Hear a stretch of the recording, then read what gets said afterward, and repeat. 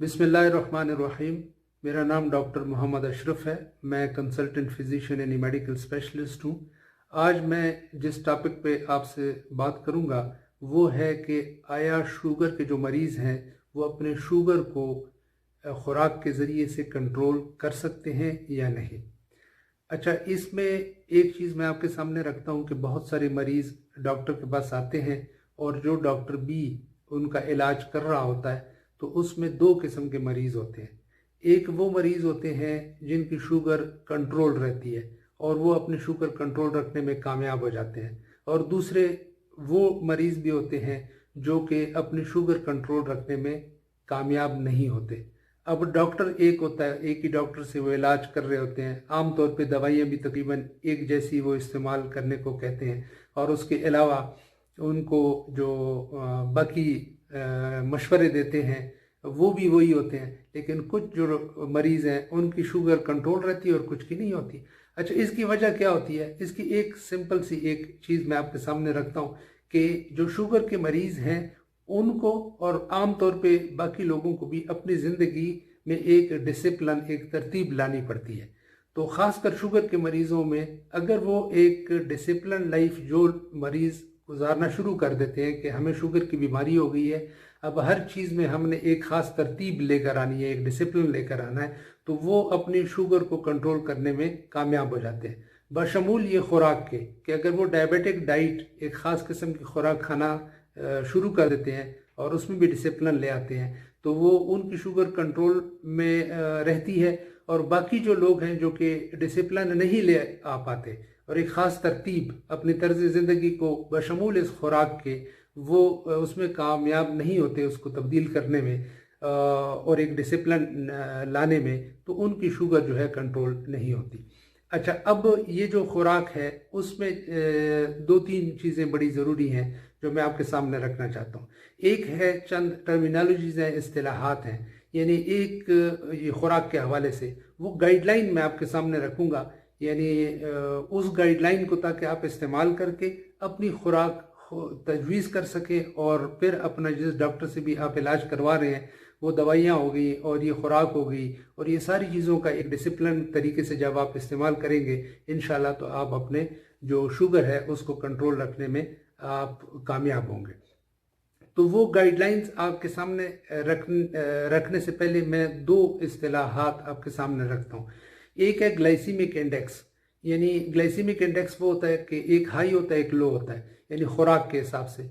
वो high glycaemic index वाली वो खुराक होती है जब इंसान इस्तेमाल करता है तो वो शुगर उसमें पहले से जो होती है वो एकदम शुगर को बढ़ा लेती है, यानी हज़म जल्दी होती है और ब्लड शुगर बहुत जल्दी ऊपर चला जाता है। और लो ग्लाइसीमिक इंडेक्स वाली खुराक जो है वो खुराक होती है जो कि बॉडी प्रोसेस करती है, पहले उस पर केमिकल रिएक्शंस होते हैं, फिर वो ग्लूकोज में कन्वर्ट होती है तो ब्लड शुगर जल्दी ऊपर नहीं जाती।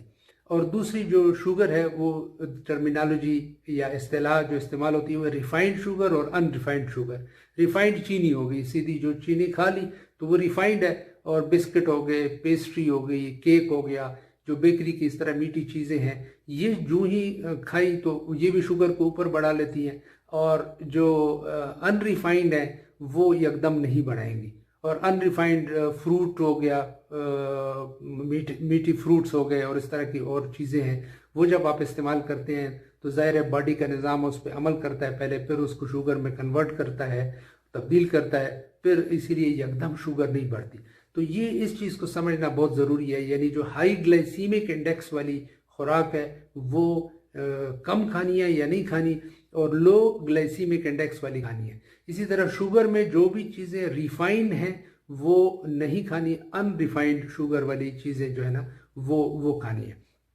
अब आते हैं सीधा खुराक पे कि खुराक जो डायबिटिक डाइट है वो क्या होगी और कौन सी खुराक इस्तेमाल करनी चाहिए और कौन सी खुराक से इज्तनाब करना चाहिए। तो एक अज्जा पे आ जाते हैं कि खुराक के जो अज्जा होते हैं वो कौन कौन से होते हैं। अच्छा, खुराक में 5 बड़े बड़े अज्जा हैं: चर्बी, फैट्स, और कार्बोहाइड्रेट्स यानी उसमें शुगर वाली चीज़ें, और उसके अलावा प्रोटीन्स यानी गोश्त वाली चीज़ें हो गई या दालों से मिलती हैं, इस तरह चीज़ों से इंसान हासिल कर सकता है। उसके अलावा मिनरल्स और विटामिन्स जो कि आमतौर पे फल फ्रूट में और सब्जियों में पाए जाते हैं और वहाँ से वो खा के इंसान को मिलते हैं। अब इन चीज़ों के बारे में मैं बाकी सब चीज़ों पे थोड़ा थोड़ा आपके सामने रखता हूँ कि कौन सी चीज़ें इस्तेमाल कर सकते हैं और कौन सी चीज़ें नहीं इस्तेमाल कर सकते। अच्छा, कार्बोहाइड्रेट्स सबसे पहले आते हैं, कार्बोहाइड्रेट्स पे, यानी जो मीठी चीज़ें होती हैं। अब कार्बोहाइड्रेट्स जो मैंने पहले बताया ना कि एक अच्छे कार्बोहाइड्रेट्स हैं, एक बुरे कार्बोहाइड्रेट्स हैं शुगर के मरीज़ के हिसाब से। यानी जो मैंने बताया रिफाइंड शुगर जिनमें होगी वो मीठी चीज़ें, जो बेकरी की चीज़ें मैंने बताई हैं, केक हो गया, पेस्ट्री होगी, बिस्किट्स हो गए, वो एकदम शुगर को बढ़ाएंगी। ये रिफाइंड है, ये जल्दी जज़ब होती हैं, ये इस्तेमाल नहीं करनी।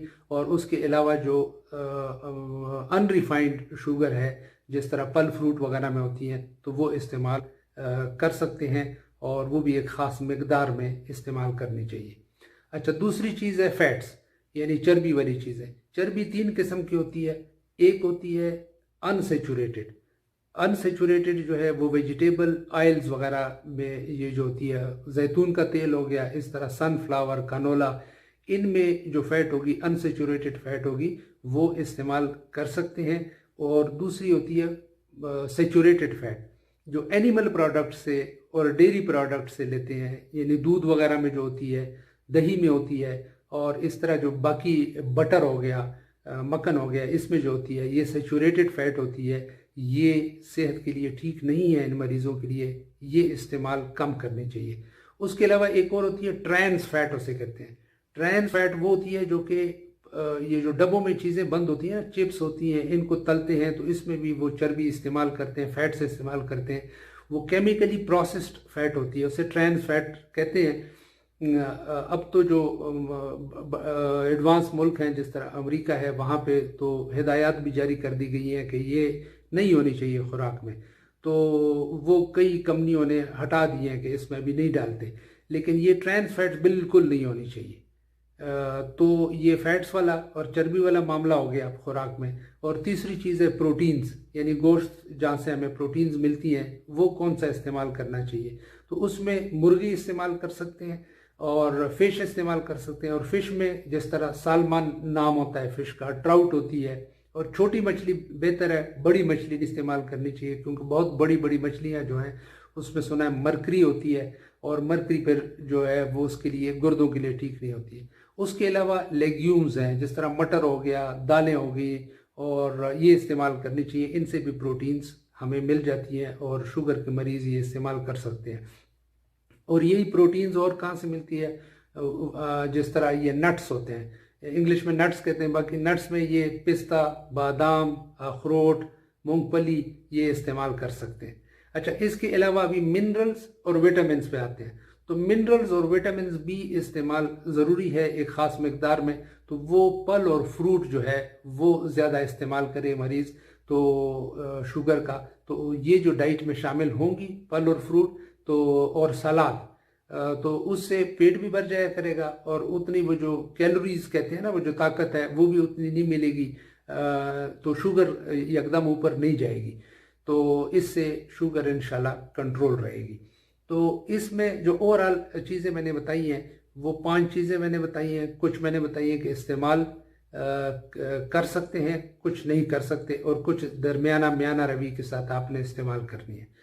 अब ये सारी चीज़ों के अलावा एक चीज़ जो आपके सामने रखता हूँ ताकि वो काबिल अमल हो, तो ये एक प्लान बनाना चाहिए। और प्लान ऐसे नहीं बनाना चाहिए कि एकदम सारी चीज़ें जो हैं छोड़ दें और नई चीज़ें अपनी खुराक में शामिल कर दें, बल्कि आहिस्ता आहिस्ता, यानी ये गाइडलाइंस को इस्तेमाल करते हुए कि जो चीज़ें शुगर के मरीज़ों के लिए ठीक नहीं हैं वो छोड़ते चले जाएं, और जो शुगर के मरीज़ों के लिए अच्छी हैं, फल फ्रूट हो गया, वेजिटेबल ऑयल हो गया, और इस तरह अनरिफाइंड जो मैंने शुगर बताई है वो वाली चीज़ें हो गई। और प्रोटीन्स में जो मैंने चीज़ें बताई हैं कि जो मुर्गी, फिश और दालें, और इस तरह ये अखरोट, बादाम वगैरह, ये चीज़ें बंदा आहिस्ता आहिस्ता शामिल करना शुरू कर। अच्छा, खुराक में कुछ चीज़ें ऐसी हैं कि जो कि शुगर के जो मरीज़ हैं उनको उनसे बिल्कुल इज्तनाब करना चाहिए, या बिल्कुल स्पेयरिंगली जिसे कहते हैं, कभी कभार इस्तेमाल वो कर सकते हैं। जिस तरह रेड मीट है, आमतौर पर मोटा गोश्त है, हम बहुत शौक से खाते हैं, लेकिन ये जो है इस्तेमाल शुगर के मरीज़ों को नहीं करना चाहिए या बहुत कम इस्तेमाल करना चाहिए। इसी तरह वाइट राइस, वाइट ब्रेड यानी सफ़ेद चावल, जो मैदा वगैरह हो गया, ये इस्तेमाल नहीं करना चाहिए। इसी के साथ सोडा हो गया और मिठाइयाँ हो गई, ये बिल्कुल इस्तेमाल नहीं करनी चाहिए, इनसे इज्तनाब करना चाहिए। और उम्मीद है कि ये जो गाइडलाइन, ये इन्फॉर्मेशन मैंने आपके सामने डायबिटिक डाइट के बारे में रखी है, ये आपके लिए मुफीद साबित होगी। और अगर ये जो मैंने टर्मिनोलॉजीज़ और इस्तिलाहात इस्तेमाल किए हैं, जिस तरह हाई ग्लाइसीमिक इंडेक्स वाली खुराक कौन सी है जिनसे इज्तनाब करना चाहिए, अगर इसके बारे में आपने मज़ीद कुछ क्लैरिफिकेशन करनी है और पूछना है, तो आप इस वीडियो के एंड में जो नीचे कमेंट सेक्शन है उसमें आप मुझसे पूछ सकते हैं और मैं हतुल वसा कोशिश करूँगा कि मैं उसका आपको जवाब दूँ। अल्लाह आपको सेहतमंद ज़िंदगी गुजारने की तौफीक अता फरमाए। अस्सलाम वालेकुम।